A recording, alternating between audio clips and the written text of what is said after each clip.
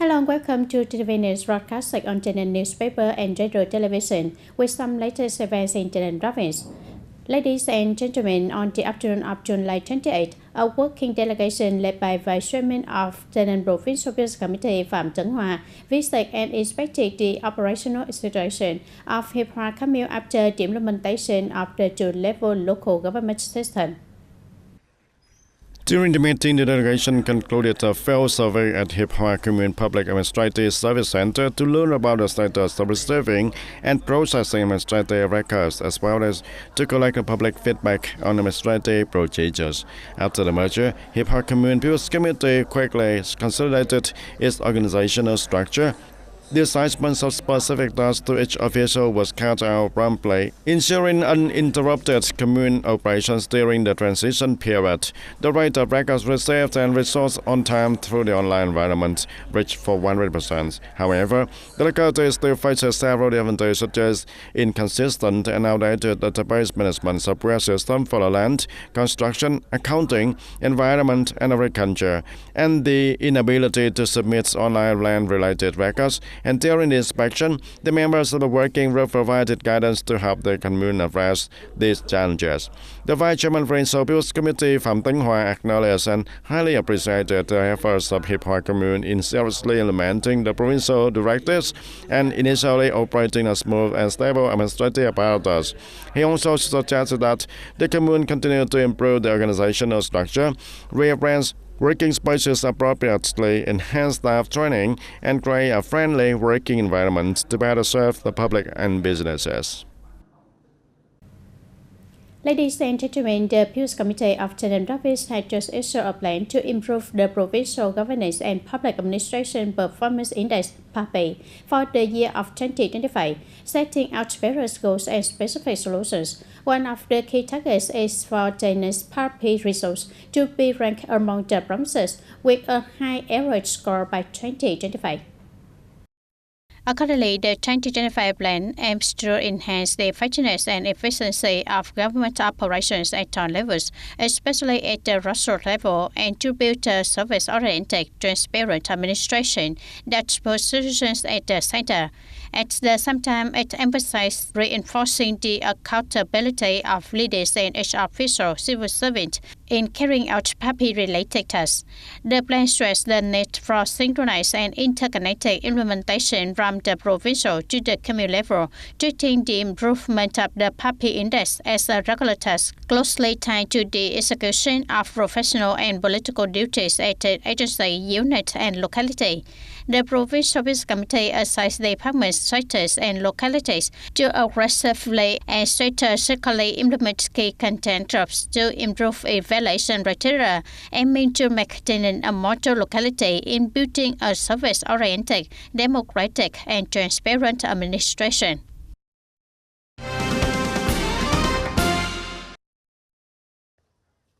On the morning of July 28, a delegation from TayNinhTV Provincial Labour Confederation held a memorial and incense offering ceremony at Hill 82 Martyr Cemetery and visited the historical site of the Central Office for the South Vietnam. The event marked the 78th anniversary of War Invalids and Martyrs Day and the 96th anniversary of the founding of the Vietnam Trade Union, July 28. During the ceremony, the delegation observed a moment of silence of incense and laid rest in remembrance of the heroic martyrs. This act of tribute serves as an expression of deep gratitude and respect. The memorial journey not only revisits the nation's heroic past, but also reminded today's union members and officers of their duty to carry forward the traditions of previous generations, strengthening faith, revolutionary ideals, and resilience among workers in the current context.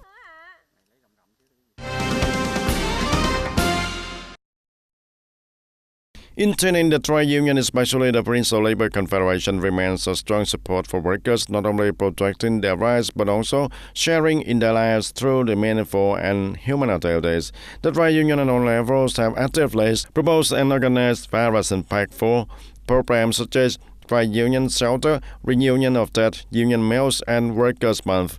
These initiatives not only improve the workers' material and spiritual well-being, but also foster solidarity within the workplaces. With support from the trade union, I was able to repair my house, and without the union, I wouldn't have been able to. Having a home to shelter from sun and rain means so much to me. Alongside the trade union shelter program, which has become a stable home for hundreds of disbanded members, the annual trade union meals initiative also holds deep significance, and these nutritious and safe meals not only improve the workers' diets but also show the trade union's practical care and concern for the health and well-being of laborers. The trade union meals are really joyful. I sincerely thank and appreciate the trade union's executive committee here. Honestly, these meals bring happiness and warmth and nutritious food so we can work well. Beyond protecting lawful and legitimate rights, the trade union is also a place that listens, understands, and supports members in their specific life circumstances, contributing to building a harmonious and progressive working environment. Recently strengthening the role of presenting, caring for, and protecting the lawful rights and interests of union members and workers has been a key task for all union levels, and it is so through many notable activities, expanding grassroots democracy with increasing scale and quality, clearly demonstrating the union's role in advising, dialoguing, and negotiating with employers, resolving labor disputes and collective work stoppage, providing legal advice and support, and protecting the workers' rights in court, additionally enhancing coordination with the relevant agencies to effectively inspect, supervise, and enforce the labor and union laws. The trade union dedication and proactive care have created a strong bond in the workers, motivating employees to work confidently and contribute actively to overall development. As a result, its position is increasingly affirmed and elevated, contributing to the country's sustainable development. Turn to other news. Ladies and gentlemen, TayNinhTV has issued Directive number 1161, urging departments and local authorities to promptly arrest challenges in implementing the two-level local government model. And according to the direction of the Resource Committee, relevant agencies and unions are required to review and provide thorough support in resolving local issues, particularly in organizing and arranging the personnel, including officials, civil servants, public employees, and workers, restoring policy and benefit matters, arranging office headquarters, and popularizing administrative procedures, and digitizing documents. And these tasks must be carried out promptly and effectively to avoid delays, emerging hotspots, or internal discord. The province places special emphasis on achievable work and document digitization with a strict requirement to ensure absolute safety, especially for documents related to land and investment projects. The Department of Home Affairs has been assigned the task of developing a professional handling plan, prioritizing the classification and digitization of district-level documents. In addition, the directive provides guidance on the procedures for renaming hamlets and residential areas within newly merged commune-level administrative units, and this directive aims to ensure that the government apparatus operates smoothly and efficiently and without prolonged disruption or disunity following the administrative unit's restructuring.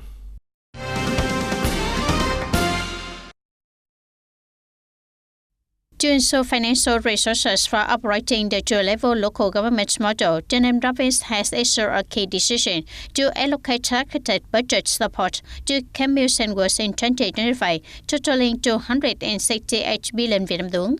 Of this, 29 billion Vietnam dong will go on each commune-level unit, reduced under the Provincial Business Council resolution, primarily funded by the central government.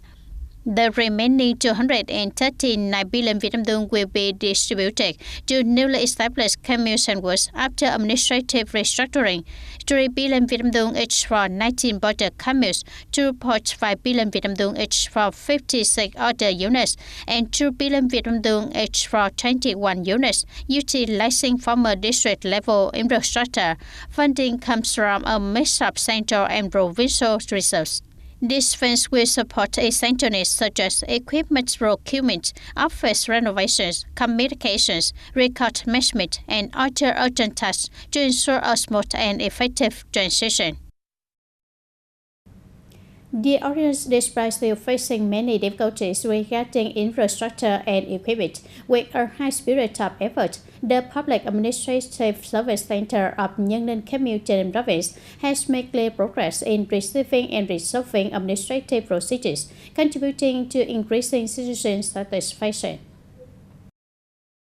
As coming to resolve administrative procedures at TayNinhTV Public Administrative Service Center, Ms. Nguyễn Thị Ngọc Trinh received enthusiastic support from the officials and youth union members. When I forgot my documents, the staff quickly helped me use my phone, making the process very fast. According to reports from July 1st to 25th, TayNinhTV Public Administrative Service Center received 340 administrative procedure doses. All doses were resolved on time, mostly focusing on essential service areas.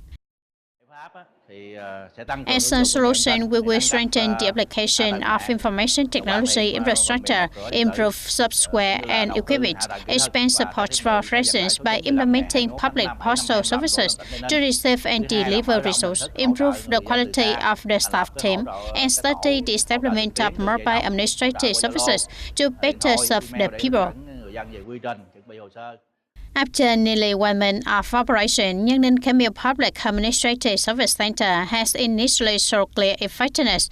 This is a positive signal in the roadmap to building a modern administration that centers on serving the people. Ladies and gentlemen, TayNin is not only focusing on increasing the number of riders under the One Commute One Rider outcome program, but is also taking strong action to improve the quality and reputation of these riders.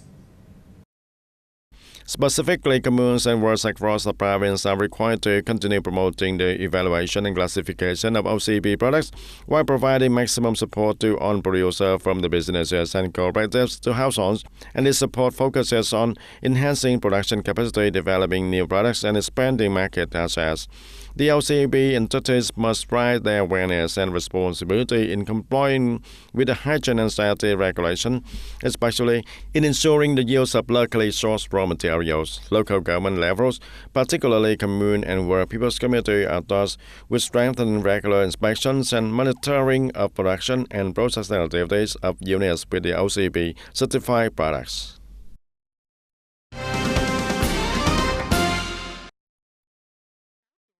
In the first 7 months of 2025, TayNin is estimated to have welcomed 5.1 million tons of tourist arrivals, with total tourism revenue of 3,530 billion Vietnam dong, contributing significantly to the provincial target of 8% or higher, thereby making a radical contribution to the national road goals for 2025. Specifically, in July 2025 alone, TayNin's tourism sector is estimated to have attracted 510,000 tons of visitors, an increase of 18.5% compared to the same period last year. Total tourism revenue reached 297 billion Vietnam dong, up 25.3% year-on-year. TayNin continues to aim for 7.7 million tons of visitors and 4,900 billion Vietnam dong in revenue by the end of 2025. With development potential following recent administrative consolidation, TayNin's tourism industry is expected to become a key economic sector, contributing to the province's sustainable economic growth in the coming period.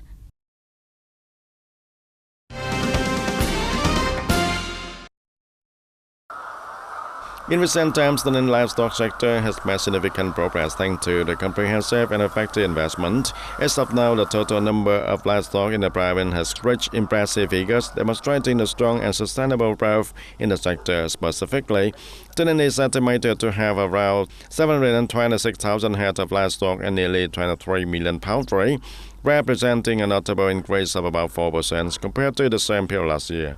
This growth reflects the efforts of both farming households and businesses, as well as the effectiveness of the province support policies for agricultural development. And to further enhance the sector's efficiency and sustainability, TayNin is actively promoting the adoption of modern technology and developing livestock farming based on the biosecurity practices.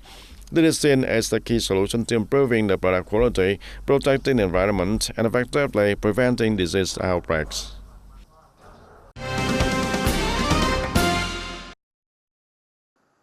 According to the ADB report showing exports and imports, along with a strong increase in disbursed foreign direct investment, FDI has driven the economy in the first half of 2025. FDI commitments rose by 32.6%, while disbursements increased by 8.1% compared to the same period last year, demonstrating strong international confidence in Vietnam's economic outlook. Public investment disbursements reached its highest level since 2018 at 31.7% of the annual plan, up 19.8% year-on-year. Alongside this, the boost in export to counter tariff uncertainties has supported trade growth. Under ADB notes that this momentum will likely be difficult to sustain in the second half of the year. The ADB also stated that preliminary trade agreement with the United States announced in early July 2025 will impose significantly higher import tariffs on Vietnamese export to the U.S. This is expected to reduce export demand in the remainder of 2025 and into 2026. As a result, ADB has revised Vietnam's GDP growth forecast down to 6.3% in 2025 and 6% in 2026. Inflation is projected to decline to 3.9% in 2025 and 3.8% in 2026. Ladies and gentlemen, on July 28 and 29, TayNinh's Health Department simultaneously rolled out the first round of the vitamin A supplementation campaign, combined with child weighing and measuring across on commuting works in the province. This campaign targets over 120,800 children aged 6 to 35 months to receive high-dose vitamin A, and nearly 156,000 children aged 0 to 59 months will be weighed and measured to assess nutrition and monitor growth.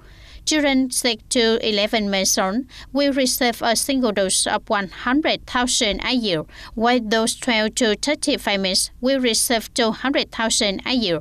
Additionally, vitamin A is given to children at risk of deficiency or recently recovered from measles, following Ministry of Health guidelines. I have 2 children. When I heard the announcement, I took them to get the vitamin A. Kids nowadays are often nutrient deficient, so this helps ensure they get enough nutrients. To ensure the campaign success, health stations prepare sufficient medicine, equipment, and staff to organize and promote the program. We are providing vitamin A to children aged 6 to 36 months in this first round, along with weighing. We coordinate with local authorities and expect to cover 100% of children over July 28-29. The province aims for at least 98% of children aged 6 to 35 months resident locally to receive vitamin A, 98% of children under 5 to be weighed and measured, and 100% of commuting workers to conduct nutrition deficiency prevention campaigns. Additionally, they promote 10 key nutrition advice through mass media to raise community awareness. And today, TTV News wraps up now. Thank you for your attention and see you in the next program.